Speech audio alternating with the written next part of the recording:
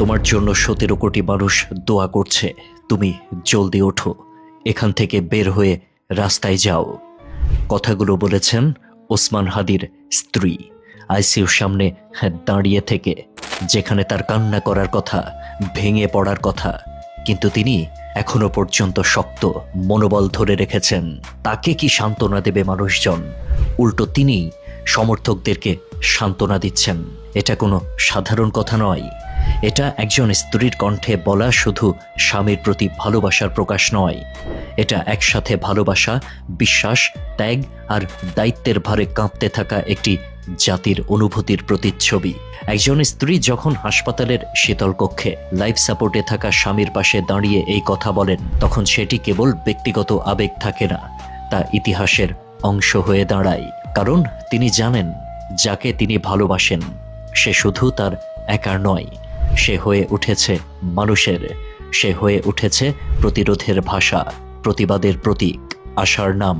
ওসমান হাদির স্ত্রীর এই একটি বাক্যের ভেতরে লুকিয়ে আছে অসীম সাহস।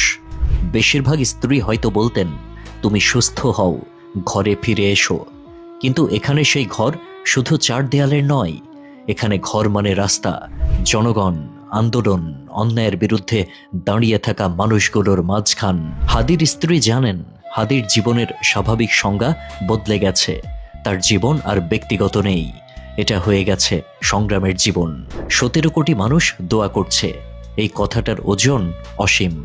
এটি নিছক সংখ্যা নয়, এটি দায়িত্বের ভার, এটি এক ধরনের নীরব শপথ। তুমি একা নও, তোমার শ্বাসের সাথে জড়িয়ে আছে লাখো মানুষের আশা। এই বাক্য হাদিকে শুধু বাঁচার অনুপ্রেরণা দেয় না, তাকে আবার দাঁড়ানোর আহ্বান জানায়। ওসমান হাদির স্ত্রীর সবচেয়ে গভীর যে কথাটি, এখান থেকে বের হয়ে রাস্তায় যাও, এটা কোনো হঠকারী ডাক নয়, এটা একজন সচেতন নারীর উপলব্ধি। তিনি জানেন, রাস্তায় হাদির ঠিকানা, অন্যায়ের বিরুদ্ধে দাঁড়ানোই তার স্বাভাবিক অবস্থান। তার জীবন যেখানে থেমে গেছে, সেখান থেকেই আবার শুরু হওয়ার কথা। এই কথাগুলো শুনে মনে হয়, হাদির স্ত্রী শুধু একজন রাজনৈতিক নেতার স্ত্রী নন, তিনি নিজেও এক ধরনের যোদ্ধা। কারণ এমন কথা বলার জন্য হৃদয়ে থাকতে হয় অসাধারণ শক্তি। একজন স্ত্রী হয়েও তিনি ব্যক্তিগত নিরাপত্তার চেয়ে বড় করে দেখছেন মানুষের প্রত্যাশাকে। এই জায়গায় এসে ভালোবাসা আর ত্যাগ এক হয়ে যায়। এই একটি বাক্য আমাদের সামনে একটি নির্মম সত্য তুলে ধরে। এই দেশে সাহসী হওয়া মানেই ঝুঁকি, সত্য বলা মানেই আঘাতের আশঙ্কা, আর সেই ঝুঁকির সঙ্গে পরিবারকেও বাঁচতে হয় প্রতিনিয়ত। তবুও কেউ কেউ পিছিয়ে আসে না, কারণ তারা জানে, ভয়কে জায়গা দিলে অন্যায় আরো বেপরোয়া হয়ে ওঠে। হাদির স্ত্রীর কথাগুলো আসলে হাদিকে নয়, আমাদের সবাইকে প্রশ্ন ছুড়ে দেয়। আমরা কি এই সাহসের যোগ্য? আমরা কি সত্যিই সেই 17 কোটি মানুষের অংশ, যারা শুধু দোয়া নয়, দায়িত্বও বহন করি? নাকি আমরা কেবল দূর থেকে তাকিয়ে থাকি?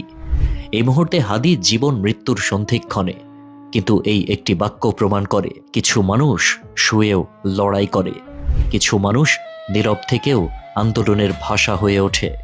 হাদির শরীর দুর্বল হতে পারে, কিন্তু তার চারপাশের বিশ্বাস, ভালোবাসা আর প্রত্যাশা এখনো শক্ত। হয়তো আল্লাহ তাআলা তাকে আবারও ফিরিয়ে দেবেন, হয়তো তাকে আবারও রাস্তায় নামতে হবে।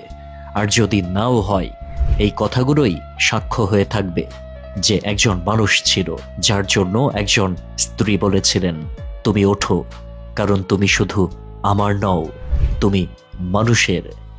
এই কথাই হাদির সবচেয়ে বড় শক্তি। আল্লাহ হাফেজ।